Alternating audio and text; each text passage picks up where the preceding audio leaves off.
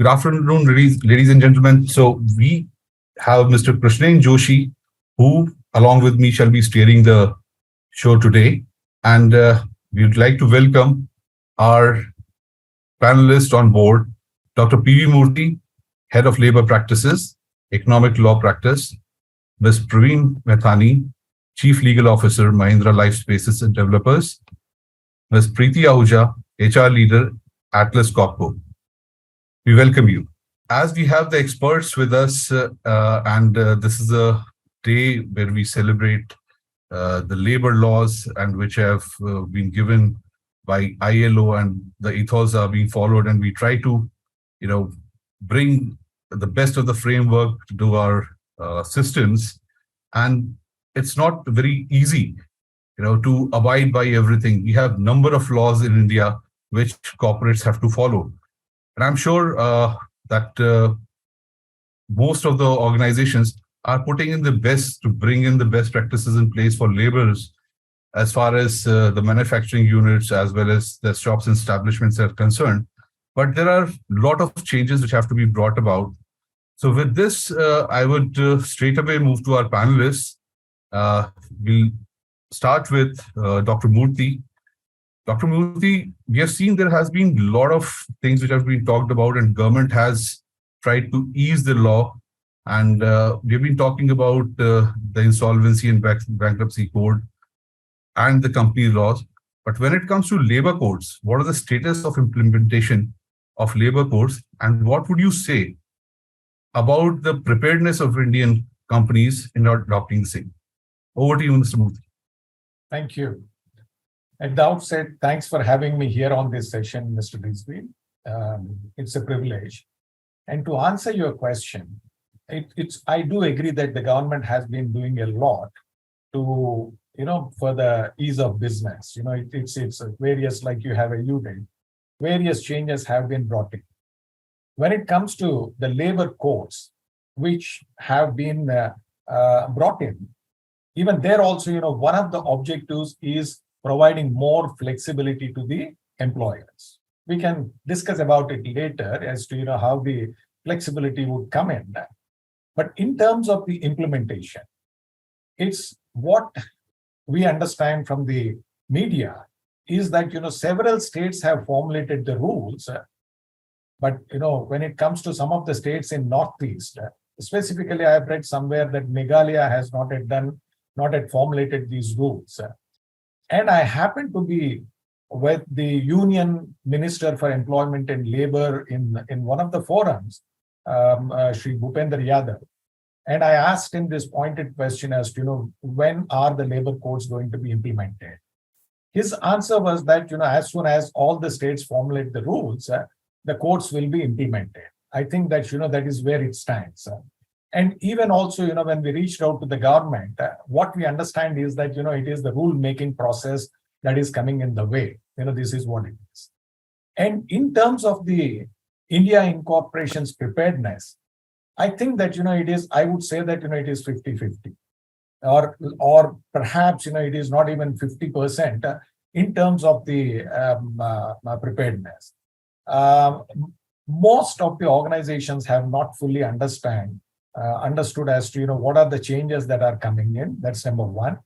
There is a lot of confusion around some of the aspects, some of the aspects related to gratuity, whether it's going to be get implemented with it's not gratuity as in the wage definition, which we could discuss later.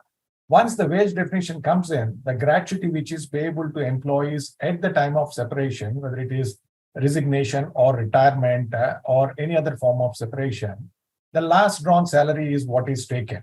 So if that is the case, there would be a huge impact on that one. So employers have raised these questions with the government, and I think that, the government is yet to respond to some of these things.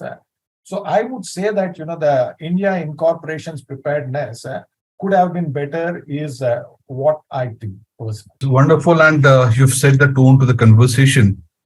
Just adding one more thing to the discussion, that what do you think, what are the best practices and scenarios that should be there for Indian Inc. to follow it up? Yeah.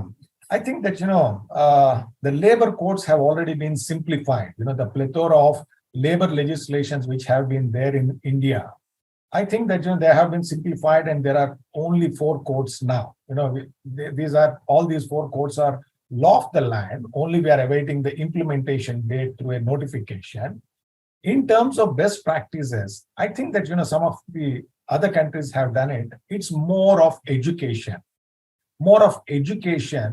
and bringing in more clarity. And of course, the technology and usage of digitization, I think that also can be brought in terms of providing awareness and education to the people. It is many of the times within the corporates, it is restricted to the legal fraternity or HR fraternity. And I think that, creating awareness and removing the misconceptions around the new labor codes is one of the best practices I would suggest. And some countries have rolled out those things. Of course, those countries are not as large as India are, but still, I would consider that as one of the best practices. Perfect. That's sounds great. And now, with the tone that you have set to the conversation and the best practices that you spoke about, the major thing that you said was education, bringing it the laws to the people, because as they say that ignorance of law is not a bliss. Yeah. So with that, HRs have to also be in line with understanding of legalities and implementing. So with this, we would be coming to Preeti. Preeti, how have you seen the whole discussion to implementation debate around the labor codes in last few years as a HR professional? Just a small insight into it. Thank you, and thank you for this wonderful opportunity. And as Dr. Murthy has already set the tone, and I'll just enhance over there. So, in my opinion, India is slowly edging towards the new era in labor and employment law.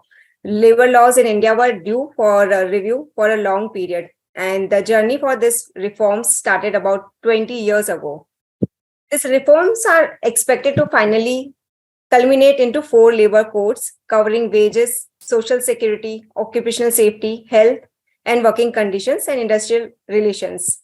So now we're coming to the new code that will actually attract global companies to India because it will improve the ease of doing business in the country. And the new legislation is aligned with global standard and is conducive to a larger workforce.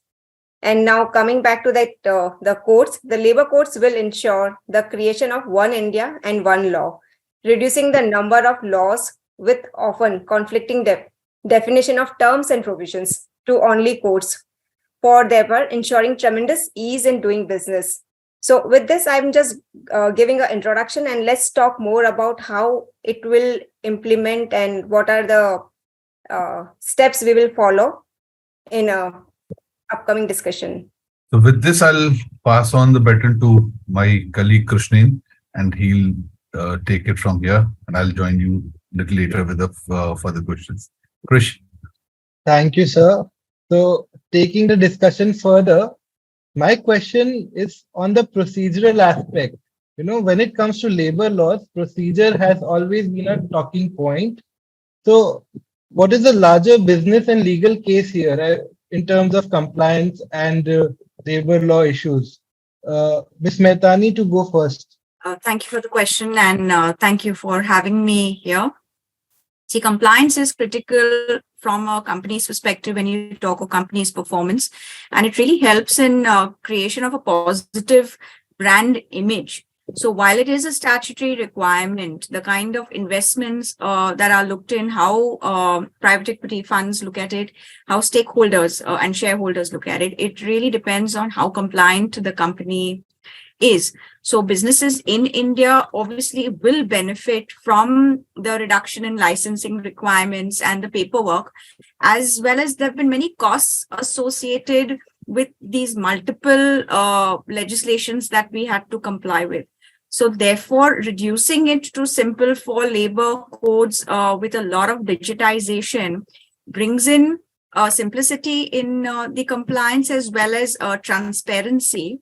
and of course, efficiency due to the speed. So this all in turn incentivizes the capital which is invested into the core business operations and creation of new jobs and or even sustaining the employment. So the labor codes, I really hope establish that kind of labor compliance regime that is based on one labor, one license, one registration. So currently we are maintaining 8 registrations, 4 licenses to run a business. You have to file several labor returns, including the EPFO, SIC, compliances with the chief labor officer. So what's really relevant is while like Mr. Murthy said that there will have to be the rules that had come, we're waiting it for being notified, but we actually can start implementing a lot of it now because a lot of it is based on good practice and it does not require just a legislation to mandate it. So that kind of transitionary shift needs to take place on an immediate basis so that when it is mandated, the transition is really smooth. There are stringent penalties which are prescribed for non-compliance, and therefore preparing in advance to ensure how is the organization going to comply with these in a seamless manner, as well as educating, like Dr. Murthy mentioned, educating the employees and educating the labor force who classifies within the workmen. There are these vagaries which still need to be sorted out. That's going to be important. Otherwise, it's going to create confusion in the mind of what the final take home is for people. So there have been initiatives taken by the central and state government to simplify compliance under the labor legislations, filing of self-certified, simplified, common annual returns by establishment,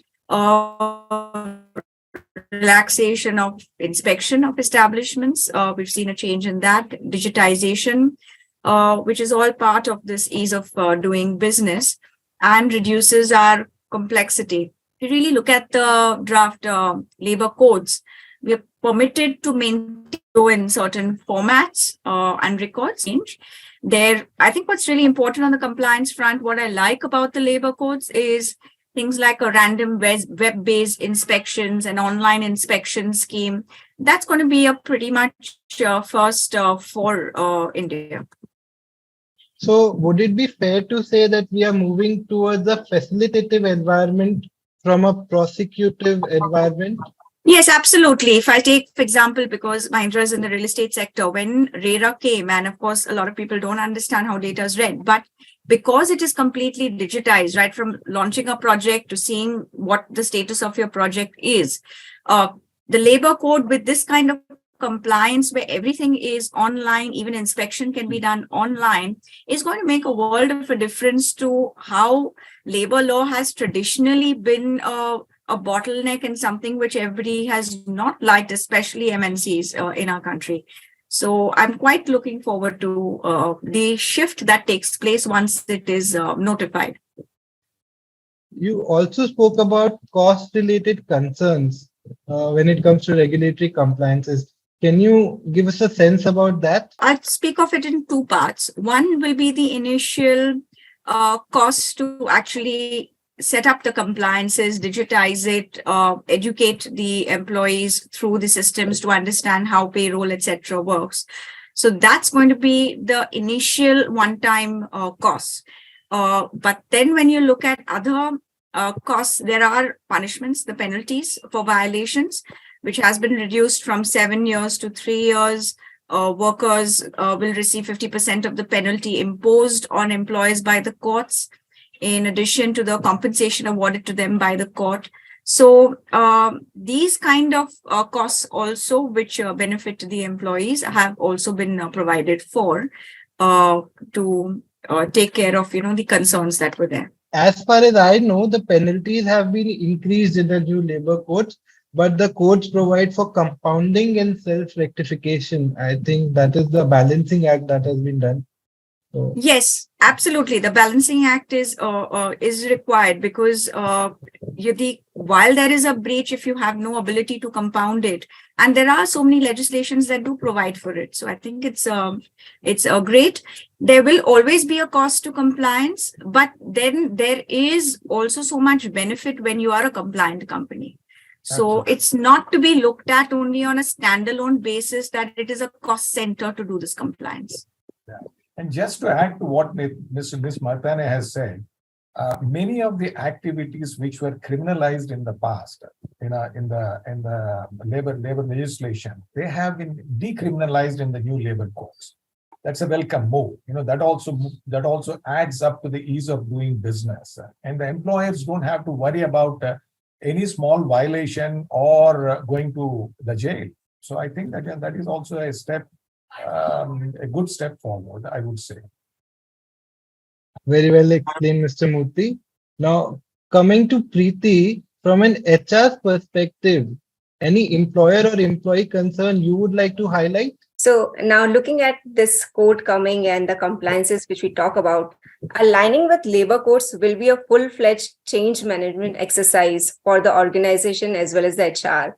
So for all organization, and an exercise to understand the true benefits of the codes must be undertaken at the outset to define clear compliance objective for the company and balance it with on-ground implementation. So for organization, the most important impact would be on wages and components. So organizations are currently assessing the potential impact of the labor codes, particularly the proposed definition of wages on their compensation policies, benefits, and overall compensation structure. So if we look at like in independent India, such major labor reforms are happening for the first time, and as such, HR managers need to get involved in critical analysis of the change in the labor laws and their implications on workers, employment, employees, union, and management. If we begin with the Industrial Relation Code, in the definition of Industrial Relation Code, a new clause of fixed term employment has been added. A person appointed for a fixed term will be entitled not only to equal wages, allowances, and benefits as permanent worker gets, but also to statutory benefits in the proportionately of service period. So again, now it comes a role of HR managers may accordingly hire for fixed employment, but be ready to pay benefits. So it's again like start with education, awareness, and how we will implement in the organization. Again, one more aspect here is HR managers need to work towards capitalizing on the opportunity to establish better IR climate in the industrial establishment due to the fact that provisions related to the recognition of trade unions have been included in the IR code, which covers the recognition of negotiating union. So again, HR professionals need to reposition themselves as far as wages are concerned, as the code on wages offers change in wage related provisions. To give you just few examples again, when it comes to wages, with the new rules providing that the minimum basic wage should be 50% or more of the total CTC, thus like the contribution to society, social security should be at least on 50% of such CTC of every individual. So again, like we have to go back to the legal compliances and understand and implement in the organization. And this has mostly been a practice at entry level right now, but needs to be formalized across formal and informal sectors alike, right up to the top management and leadership. So again, education is for the entire organization when we are implementing changes. So organizations that currently have a minimum 50% salary as basic wages will be appropriately closer to the final law, while others will have to suitably make these changes to the salary components. Then again, So like we'll- on this, yeah, just to add that organization, we need to revisit our HR policies again and relook at our employee compensation structure to implement this new wage code. So we will come to the aspect of wages later. I wanted to circle back to Dr. Murthy on certain much talked about aspects of labor codes, that is gig workers and social security benefits for them. Yes. Dr. Murthy, the traditional method of employment is changing. How are you dealing with the challenge? Yeah. No, again, I was speaking about the flexibility given to the employers. And when we speak about flexibility through the labor codes, we need to look at it through the, the fixed term employment, which Ms. Mahtani has talked about. The gig workers, the platform workers, the home-based workers. All these were never defined in any of the labor legislation before. Now, all these are defined with the intent of bringing them under the social security schemes. The Code on Social Security, again, defines all these categories of workers and then provides for social security. Of course, we'll have to wait for the notifications to be released by the central government as well as the state government to understand more about these things. But for our understanding, all these gig workers would get covered under the employee state insurance, wherein they would get the medical benefits and other related benefits as per the ESI Act, and all other notifications also would be brought in to cover them. In terms of the challenges, I would say that this is a good beginning, but I don't really think that we have really arrived at calling this as a victory in terms of creating a gig economy. It's a good beginning. Why am I saying this? Because there are several challenges associated with it. Think about the health and wellness of gig workers. The number of hours that gig workers work. There is no fix on that one. While the gig workers can make more money, the employers can have the flexibility of having the gig workers or fixed term employers or platform or home-based workers. The point here is that there are no certain boundary that has been fixed around these aspects. This is where one of the biggest challenges India incorporation or India as a country is facing, the health and wellness of the gig workers. We have been seeing those cases. In several of these cases, the accidents, and in case of an accident, when a worker works for 4 or 5 employers, who would take the responsibility of the accident compensation? Or, in case, God forbid, a fatality takes place, what would happen to the lives of those workers? All need to be fixed. I think that these are some of those big challenges that India is facing. But as I said, a good beginning has been made. From here onwards, I think we can evolve and move into a gig economy, which is beneficial both for employers as well as the workers. About gig workers, because that is also there has been a lot of things which have been talked about moonlighting recently. Certain companies have come up and they are like, okay, moonlighting is okay, and others are not too, taking it in a positive note. So, will there be a time where moonlighting will also be considered under some law and something would be done around it? So, I think that anyone out of you can answer that. Yeah, so I could go for it. I think that there are both views. Most of the IT companies have felt that moonlighting is not the right thing to advocate, and also there was, if you closely look at it, there has been a sort of a generational gap in expressing these views also. Some of the old timers like me would say that, no, it's not correct. And whereas youngsters would say that, what's wrong in doing that? Personally, I believe that, there would be a time where there would be a law allowing moonlighting in organizations, right? It's a form of gig work. It's nothing more than that. I would believe that that would happen. So this is where I would stop, because there are two strong views. It's better we navigate that. Mr. Mahtani, your views on it.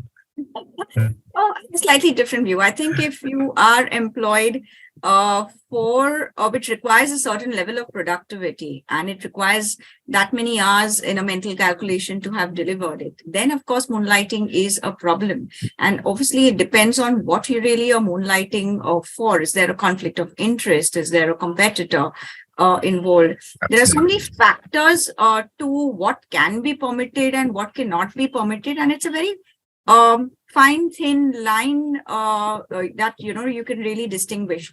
So while moonlighting, I get it from the concept of people need to earn more, but it really depends on what is the profession, what is the time expected when an organization has appointed you, and the other factors of confidentiality, data protection, conflict of interest, etc. That has to be looked into. Preeti, from HR's perspective, your take on it? Yeah, so it's again like I go back to the organization where organization design the value proposition. So again, it is starting from the organization perspective where the code of conduct, value system, ethics come into place, where they will define how we want to take it as a moonlighting in an organization. If we are flexible enough and ready to have a confidential agreement between the employee and employer, if they agree on those terms, and data security, again, it's an industry specific, sometimes taken care that which industry we are working. And then it goes back to the giving the flexibility and adopting the recent changes which are coming. So again, it is still we see as a very beginning. We are still awaiting that. Let's see whether we will look for a law or a industry specific something coming up in the future. And right now, what we have seen as a practice, like youngsters who just join in the organization, that is one aim is to get earn more money in a shorter duration, and then they start taking more projects right now. But again, it is it has to be driven, and we provide a transparent culture in the organization will definitely help to support individual as well as the employer, because it's again the person is working on their skill set right now. Absolutely. Yeah, Krish, I intruded in between. You can carry on with your question. I just wanted to ask Dr. Murthy on the question of gig workers. Do we see more disputes happening? Because as far as I understand, the codes do not recognize gig workers as employees. They recognize for the sake of providing them benefits only. Now, this may lead to a situation where they are arm twisted in terms of their contractual rights. So what would you say on that? I just need some more clarity on the question. You're saying that the courts are not looking at gig workers as workers. Is that what you said? Do the courts recognize gig workers as employees? Of course. That is my... Of course. See, contract labor system is a sort of a gig working system. Okay. If you look but at it does not fall within the ambit of an employer-employee relationship, right? See, again, for contract labor, let's take, for example, there is an employer, which is the contractor. The contractor employs the contract labor, and there is a principal employer. And a contract labor can work for 2 or 3 employers. It is not a permanent worker. He doesn't get a permanent worker status with the principal employer. So the courts definitely recognize gig workers. There is no doubt about it. And especially with the definitions given under the labor codes, courts are bound to recognize the gig working system. I don't see any challenge on that front. Very well explained, sir. So coming back to Ms. Mahtani, I wanted to understand that should we lessen the compliance burden on startups? How do the courts fare on that aspect, and where does ESG compliance fit into the picture? Because these days a lot of investors also look into ESG parameters when it comes to investing in a company. So how do you see that panning out? Sure. I think what's we must first acknowledge and appreciate is that there has been a distinction to incentivize startups because there are already so many things that they have to deal with. And if the compliances are too voluminous, it acts as a deterrent. So I think the government acknowledging that and having separate compliances for startups to reduce it is really welcome. So there is exemption for certain labor laws for up to a period of 3 years, provided the startup, of course, meets certain criteria. And these exemptions will provide new entrepreneurs to get accustomed to the labor laws and the implementing authorities. The policy actually goes on to say that for a period of 3 years, inspections will be conducted, but it does come with a caveat that if there is a written complaint of violations, filed against the startups, then of course they'll be subject to inspection. You can, as a startup, self-certify with respect to many labor laws, whether it is the Interstate Migrant Worker regulations, the Payment of Gratuity Act, or the CLRA, Employees Provident Fund, trade unions, industrial disputes. Now, these have all historically been very complex legislation requiring a lot of legal advice because generally the way trade unions have operated in the Indian context has been a major deterrent why foreign investment has been very wary of dealing with labor issues here. So therefore, startups having this kind of a relaxation in self-certification reduces the compliance and really helps them to create a valuation. And when you come to environmental laws, startups falling under the white category, which are as defined by the Central Pollution Control Board, are also able to certify compliance. And what the Indian government has done is has created a single Shram Suvidha portal to make reports for compliance fairly easier. So startups can use this online system for the self-certification and then avoid inspections up to probably even 5 years. So do you see, go ahead. No, I just wanted to know, do you see diligence increasing, the impetus on due diligence increasing from an investor point of view? Yes, it would, right? Because it's when you're dependent a lot on self-certification, there will be a bit of audit that will need to be done to ensure whether those certifications are actually correct, so that there is no breach and then penalty which is levied, especially given the fact that the penalties are far more stringent. So that process of due diligence will not be avoided. But if we take a compliant startup which is able to have its paper trail correctly, then of course the diligence will always be easier. But as a process, it cannot be eliminated. One more thing I'd like to understand, like when we are a startup and it's just a beginning of the journey that any entrepreneur comes on board with.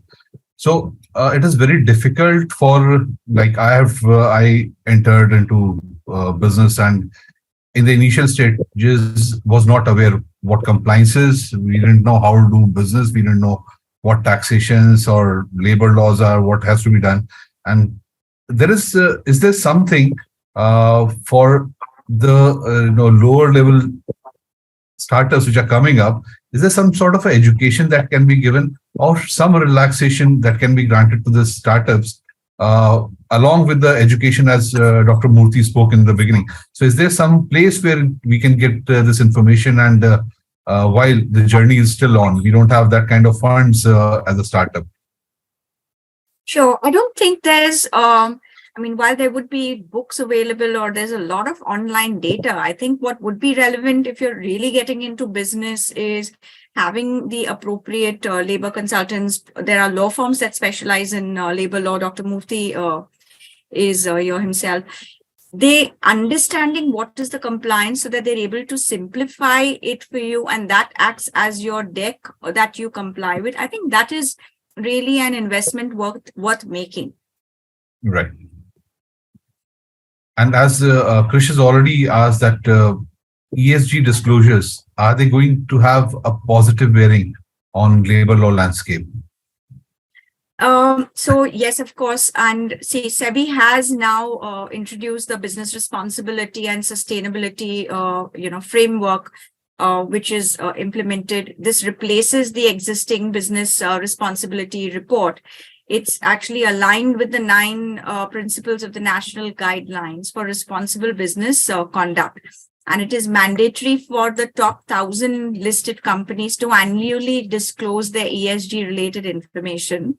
Therefore, the ESG does have a positive bearing on quantitative factors such as employee health and safety, governance, people and HR, diversity and inclusion, and customer services.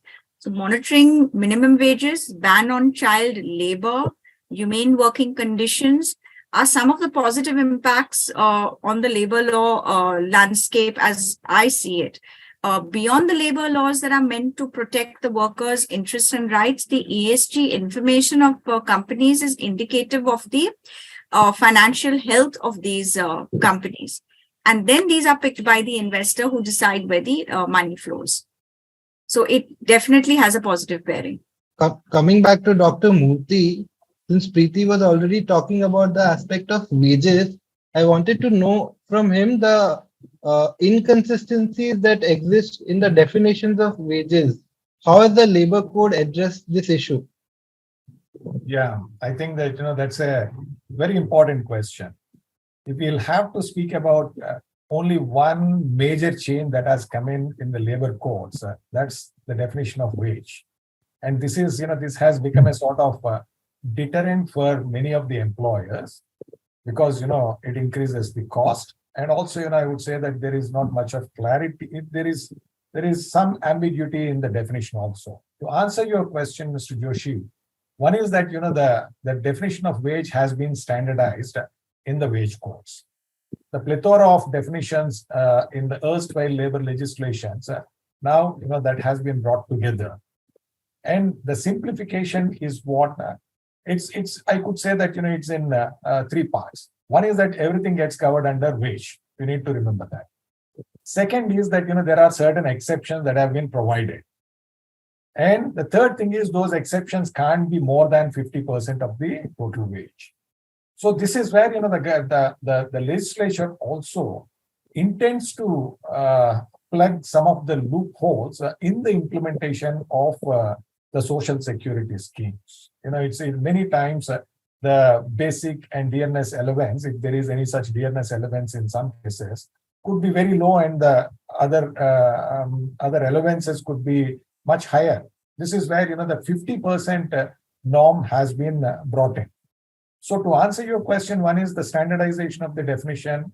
Second is that it is everything gets covered, and the third is certain exceptions have been provided.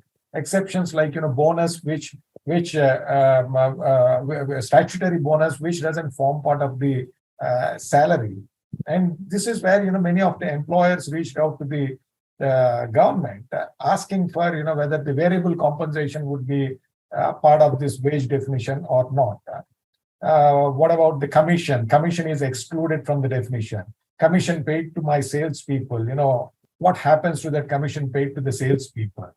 So this is where I would put, when it comes to this wage definition, it falls under clarity, cost, and compliance.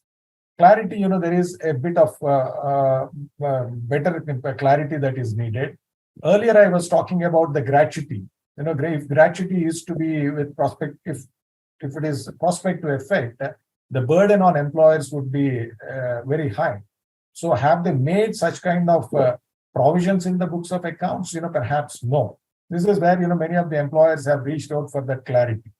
And also this 50%, some of the companies, could face a real challenge basis that. This is where I would completely support what Ms. Mahtani has said, by saying that, we need to, whether there is implementation date or not, we need to get ready with that one. Organizations need to get ready by looking at their, as to, what are the exceptions, where is the wage component that's falling in for different types of workers in the organization, or employees rather, and then understanding as to, what needs to be done legally possible. So this is where the cost element is there, and many of the employers have also presented to the government to increase that exclusion to 75%. And last time, when we had at ELP, when we had these conversations, we were told that it would be increased, but nobody can say as to whether it would be 60% or 70% or 75%. But there could be some relief on that in the first 1 year or whatever is what my guess is. I hope I have answered your question on the wages, which is a major change in our labor codes. Yes, sir, absolutely. You've simplified the technicality very succinctly. Now, coming to the fag end of the discussion, I would like to digress to a very popular topic these days, which is layoffs. So, what should be considered by an employer during termination? And can you please delve on the rights of the employees in such circumstances? See, layoff, whether it is layoff or retrenchment or closure, so that has been very clearly defined in the Industrial Disputes Act 1947. Those definitions have already been there. Many times employers would get confused between layoff and retrenchment. But since you are specifically speaking about layoff, the law specifically prescribes as to what amounts to a layoff or when employees can be laid off. It is in the case of shortage of raw material or coal or electricity or natural calamities. Likewise, there are certain things which have been, or accumulation of stocks. These are the conditions under which employers can lay off.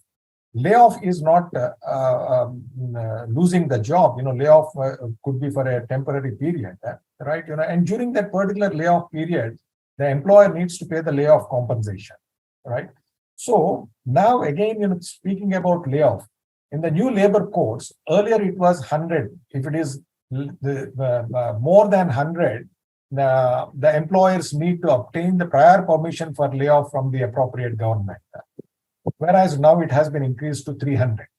So which is again, it is for mid-sized and small businesses.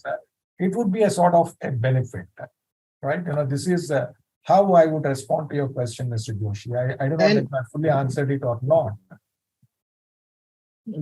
And what are the rights of employees in such cases?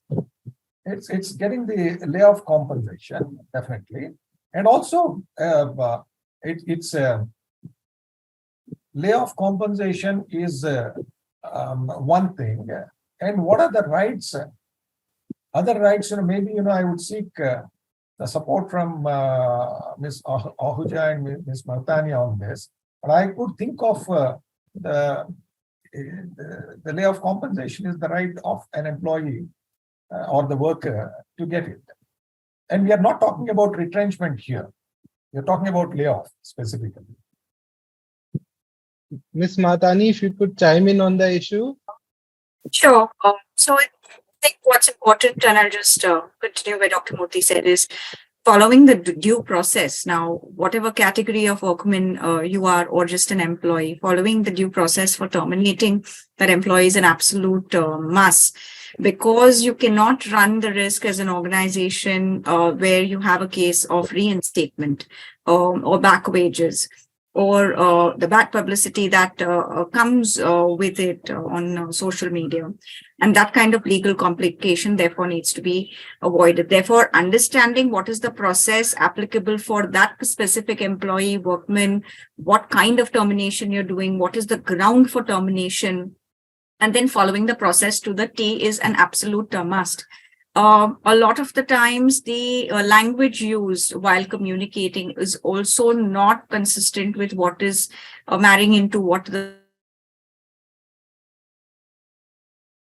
was as per that requirement of the Act also becomes a gray area. And therefore, the drafting of that termination process also is really important. What is important is the employee must get a right to be heard before they have been terminated. That goes with the general principle of any law. And it's not just about notice period or deductions. The reason for the termination should be within that terms of contract, the appointment letter, and the applicable law, so that it's not really challenged by the employee. It has to be absolutely foolproof. When making that allegation for breach, misconduct, the legal team does need to examine very carefully what are the grounds so that it's not really overturned in court if it is challenged. And in any case, I think from a brand perspective, there have to be certain sensitivities that have to be kept in mind so that if there is a possibility for the person to get future employment or the workman to be employed elsewhere, a very harshly drafted termination can also be quite hampering from the monetary perspective, where probably they're earning for their family as the sole bread earner. But then, of course, there have been instances, and there are instances where there is a gross issue, there is a misconduct, a breach, a violation, and then termination has to be done for the right reasons, and also because it acts as a deterrent to other employees of what an organization will and will not tolerate. And that's fairly where any termination process, everything that I've taken care of. And coming to Miss Ahuja, what are the human issues you have handled during such cases? Yeah. So, like the way we have now covered the legal aspect, compliance, and statutory part, just to highlight here the HR terminology, that when it happens, HR again play a very critical role.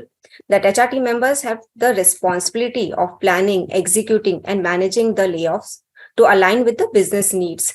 And here, like, to avoid negative consequences as well. So every step of the way, we in HR team should ensure the pre-planning, initiation, announcement, communication, implementation, supervision, and after effect. Considering all in mind, the steps has been taken. And again, like in past couple of months, everyone has already seen the news coming up in the for everyone. So the companies that handle layoff with transparency and compassion can see an increase in engagement among their remaining employees, because that is a business ask where this decisions are being taken. But again, how transparent we are in the communication, how transparent or how compassionate or empathy plays again a big role here when we are doing this kind of communication. Even there is a lot of surveys and studies has been done. So studies have found that 72% of employees prefer transparency and in-person communication to help them understand the reason for the layoff and how it impacts them directly. So by communicating openly with employees, offering support, resources, and demonstrating a commitment to rebuilding the business, companies or as HR organization, as an organization overall, we can show their employees that we value their contribution and always support their success. And in future, again, like we are ready to, hire them back. That is very well put, Ms. Ahuja. Thank you for taking us to the sensitive side of the discussion around layoffs. Now we have the closing remarks. In 2 minutes, I would like every panelist to discuss about the lacunas that need to be ironed out, and are they happy with the reforms or not, and what lies ahead. Ms. Mahtani, you can go first. Sure. Thank you so much. Firstly, wonderful session organized, and thank you to my co-panelists. The codes, according to me, are well-intentioned piece of legislation. It does balance the interests of the employer and the employee, and it really attempts to replace these obsolete provisions and inspires a lot of confidence in the business community. But a couple of things that I'd say that I'd like a change for is there are separate definitions for workers and employees, but their usage within the code is leaving a lot of room for confusion. Worker inclusion of contract labor is there, but there's no references to contract labor in the code.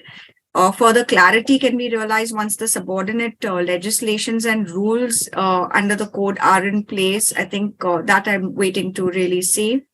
And it'll also be very interesting to gauge how the other codes relating to social security, industrial safety, welfare, industrial relations will interact with the code of wages once it is passed. Dr. Murthy, your comments? First of all, thank you very much, Mr. Rizvi and Mr. Joshi, and thanks to my fellow panelists also. It's been a learning session, and it's been fantastic today. In terms of my comments, I would say that it's a welcome step. Bringing in the labor codes is a welcome step. It's a move forward for the economy and even for the organizations and workers. What we need to look at is that, bringing in more clarity on some of the ambiguities. And then, of course, addressing some of the cost concerns of the employers. Some of the employers could really feel burdened with the kind of cost that could come on them. This is where, how do we phase them out and how do we bring them in a phased manner also, could be looked at. The third thing is, compliance, hand-holding. One major step that has been brought in is the inspectors going forward would be termed as inspectors come facilitators. It is, the intent is very, very clear here, that, it's not an inspection, Raj, any longer. You need to be facilitators is the communication. what extent it's going to happen in reality is we'll have to wait and see as to what other steps the government is going to take. But hand holding the employers in terms of the compliance in the new labor codes is another thing that's needed to be looked at. So basically it is clarity, cost and compliance is what needs to be looked at, is what I feel, Mr. Joshi. Ahuja, your final thoughts? Yeah. So right now, what I see that for organizations, the most important impact would be on wages and components. Again, the way it is said, clarity, definitely it's needed more clarity, and the government needs to plan the implementation in a phased manner now, because a phased implementation will ensure adequate time to provide implementation at this, irrespective of the size and scale of the organization. And there is also a need for, as already mentioned, educating. So education plays a big role here. The education to the workforce, managers, management in a timely manner that will have impact will be there.